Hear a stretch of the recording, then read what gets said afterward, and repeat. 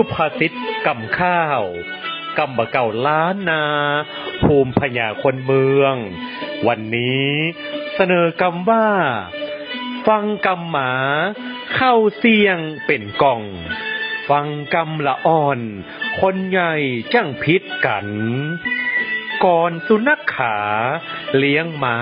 าอ้อนปั้นโจ้งเข้าก่อนงัวผายฟังกำสุนัขฮักเลี้ยงมาหลายมีแต่ต่างวายเต้าใดก็เสี่ยงย้อนเพาะตวยใจหลูดไหลหม่นเมียงโบราณเทียบเคียงจ่องกองละอ่อนเล่นกันเดือดนันจมฟ้องปาฮื้อขุนคองดวงไทยคนใหญ่บ่ฮู้ลิงลู่เป็นใจฟังกำส่อไป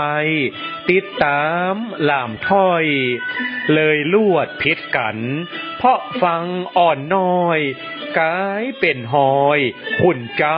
ำตยใจเป็นใจเลยได้เพียงพัมปาฮื้อขาดความเฮตาเต้าใดก็เมียนเลี้ยงหมาฮักหมาเข้าเต็มกล่องดาโจกจนหมดเสียงฟังกำจมฟ้องละอ่อนพิษกันเป็นใจแม่มันเลยมองมน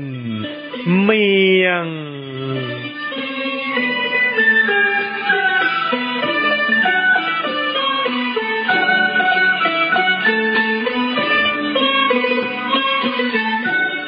ฟังกำหมาเข้าเสียงเป็นกล่องฟังกำละอ่อนคนใหญ่จังพิษกันความหมายต้อยใจเป็นใจนักล้ำไปอุปมาเหมือนดั่งโบราณเปรียบเทียบว่าเลี้ยงหมาฮักหมาต้อยใจหมาเข้าเต็มกล่องกระโจกเธอกินจนหมดจนเสี่ยงเลี้ยงลูกเลี้ยงหลานถ้าหากต้อยใจเป็นใจนักล้ำไปละอ่อนเล่นกันพิษกันตามภาษา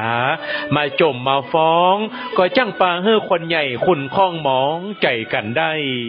คติสอนใจคนฮักสัตว์ฮักสิ่งฮักแต่พอประมาณฮักด้วยเหตุด้วยผลและถูกต้องตามตำนองกองธรรมจักเป็นการดีสุภาษิตกำข้าวกำบะเก่าล้านนาภูมิพญาคนเมือง